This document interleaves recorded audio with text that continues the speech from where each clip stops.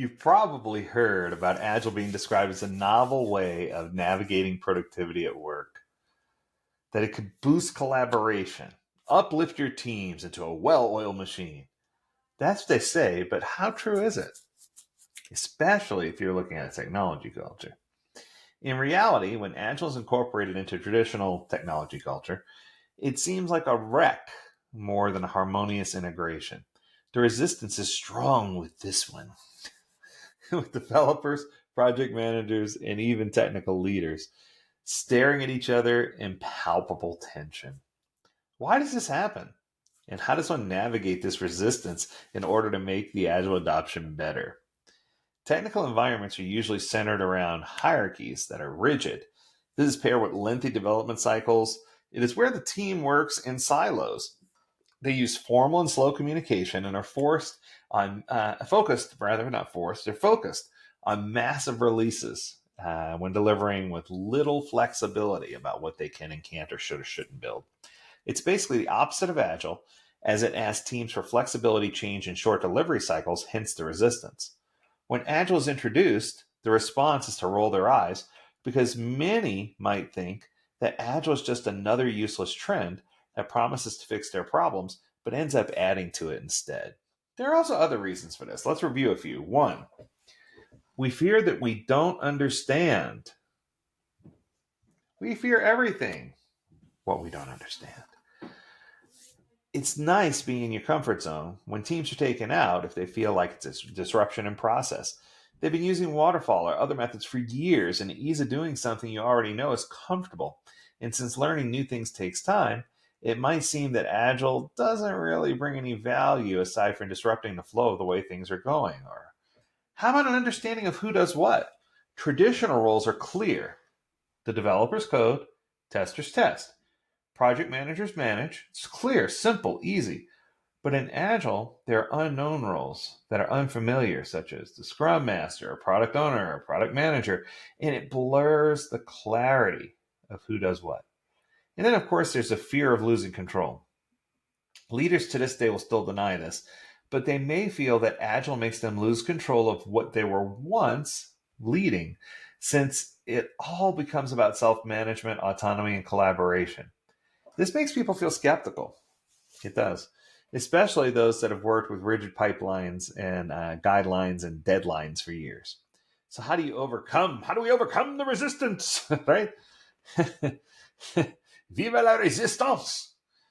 Uh, since we've not seen the root of the problem, it becomes an effort to find the root of the problem. Then once you find the root of the problem, it is time to fix it now. You can start by leading by example. I'm not saying Agile's a solution to everything because it's not. So it's important to implement Agile slow enough, but surely in a way that fits your team and your corporate structure. Use small wins in manageable areas where you can show quick results to improve the trust people have in Agile. And when people see results, they're more likely to get used to it and approve of it and say, hey, this is something I can get on board with. How about number two? Lead with clarity. Give clarity. Since role confusion is one of the biggest problems, by the way, role confusion is number three. I said three. Three. There we go. That's better. Number three on the list of the top three things that organizations struggle with. Since it's still one of the biggest problems with adapting Agile in a culture, make sure to explain the purpose of each role with intent. And I'm going to go here. Instead of focusing on roles, focus on accountabilities. Make sure you focus clearly. You need to show what empowerment means to each role, what it brings, and get everyone on the same page so everyone's working together.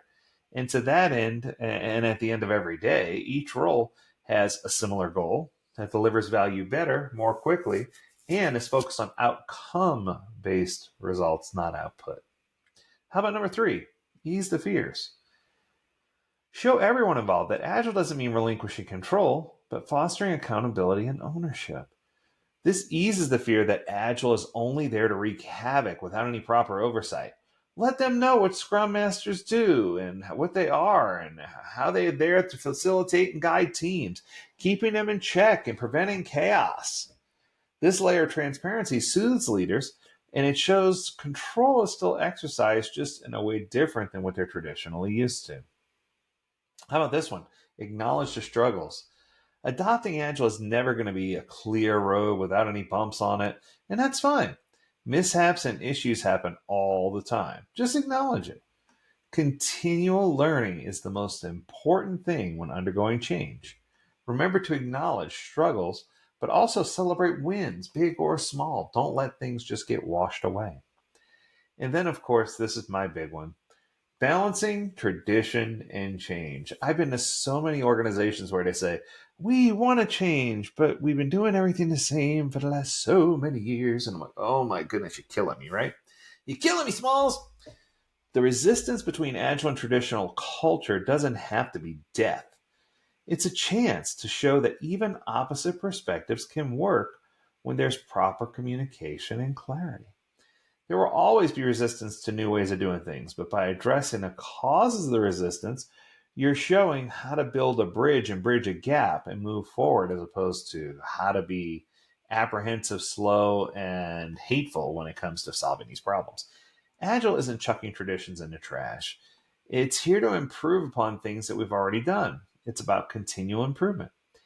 This kind of resistance is something that you can expect to see, but it shouldn't be too difficult to overcome. You need to figure out how to navigate resistance in your teams when it comes time to adopting Agile, and you need to learn how to follow a pattern.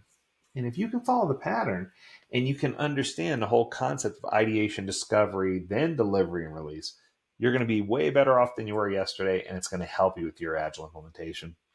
That's going to do it for this episode. I hope you enjoyed it. If you have a topic you want us to discuss, learn more at AgileDad.com. We'd love to hear from you. And as always, we encourage you to stay healthy, stay well, and stay agile, my friends. Until next time, do take care. Bye now.